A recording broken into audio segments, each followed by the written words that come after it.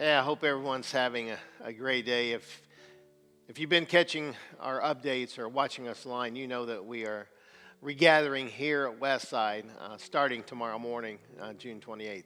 I'm really excited to see those of you who feel like you can safely return.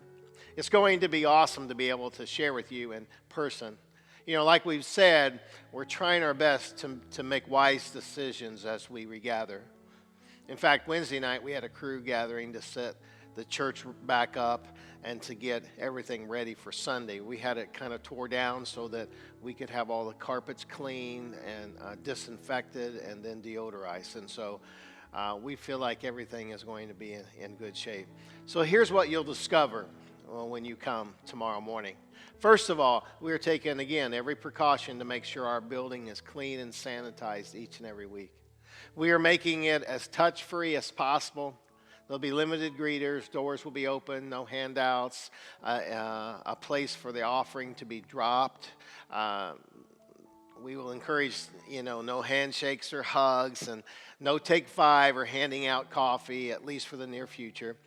And we will provide prepackaged communion for you to pick up as you come in on one of the tables in the fellowship area. Hand sanitizers will be positioned throughout the building. We will follow all the social distancing guidelines that have been set for us. Now, families can sit together, but individuals, we'll encourage you to have at least 3 chairs between you and the other person. Now, after the governor's announcement this past Wednesday night, masks now will be required in all transitional areas as you're entering and leaving the building. And once you are seated and social distance in the worship center, we will highly recommend that you continue to wear your mask, but they will not be necessarily required. Now, if you have a mask, please bring it with you. If you don't, you can pick one up as you enter our building. Now, if you fall in one of the CDC's categories for high risk of infection from COVID-19, we want to encourage you to continue worshiping with us online from home until you feel it's okay for you to return. Now, our regathering is going to be in 3 phases, with phase 1 launching again tomorrow morning at 10 a.m. Phase 1 will basically look like this. This will be in person with live preaching and communion, but with recorded worship we're thinking just the first 2 weeks. And then we're going to transition to a smaller worship team that will lead in worship. We know this isn't necessarily the choice you would want, but we believe it's the choice we need to make. As we've said, Garen has some immediate family with sickness as well as medical issues, and it's really best for him just to stay away from larger groups for the next several weeks. Now, we will continue to provide our online service for those who are not able to come back right away. Let me tell you, you are still a vital part of our Westside family. And we love you, and we look forward to the day when you will also be able to regather with us. Now, I want you to hear from our children and youth director, Tori, as she shares about our kids ministry. Hey everyone, we are regathering this Sunday and I could not be more excited. I do want to remind you that we are not providing kids programming during the Sunday morning worship, but we do encourage you to still come and bring your kids with you. As you enter the building, you will see that we are providing kids bags. Inside of these bags, there will be their lesson, activity, crayons, colored pencils, some candy, and other items to keep them entertained during the service. Even if you're still a little bit nervous about bringing your kids with you, let me give you a few tips. Number 1, relax. It is okay and expected for kids to move around, make some noise, be a little distracting, and everyone is okay with that, I promise. 2, sit close or sit where they can see everything that's going on. Don't be afraid to explain things to them.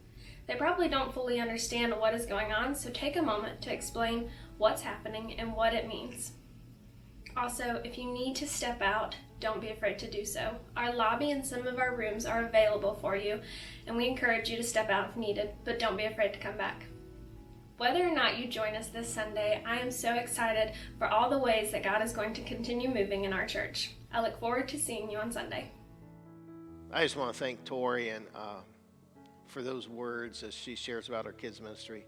And I want you to know she's done an awesome job of providing opportunities for her kids to stay plugged in. Now, as we think about as a church going into what our phase 2 will look like, which hopefully will happen maybe 3 to 4 weeks after tomorrow. In this phase, we'll bring Garen back, and our full team will be back as far as worship goes. Everything will be live once again, and everything else will be the same as in phase 1. As we move into our phase 3, which will hopefully bring us back to that sense of normalcy. When will this happen? I honestly can't tell you. Hopefully it's going to happen sometime in August. But as we move into this phase, we will bring back our kids ministry on Sunday mornings, and our youth ministry will also be brought back. And I really believe this will all help us to get to that new normal, whatever that might be. Now, to accomplish this, I can't do it on my own. And Tori can't do it on her own. Garen can't do it on his own. We need everyone's help. So here's what you can do for us. First and foremost, I need you to pray. To pray for the church, to pray over us, and just to pray for God's leading. I need you to stay positive. I need you to encourage one another as we move forward. Let me tell you, I know everyone has their own opinion on how things should play out, but just remember, we're just trying to do our best as we follow God's leading and His direction. I also need you to let us know if you're coming back tomorrow, or if you need a few more weeks before you return. This will help us greatly. If you're waiting to return, I just want to encourage you to continue to be a part of what we will refer to as our online campus. We will continue to provide the live stream each and every week just for you. We also still need a few volunteers who can help us on Sunday mornings. So if you'll let me know, I'll get you plugged in.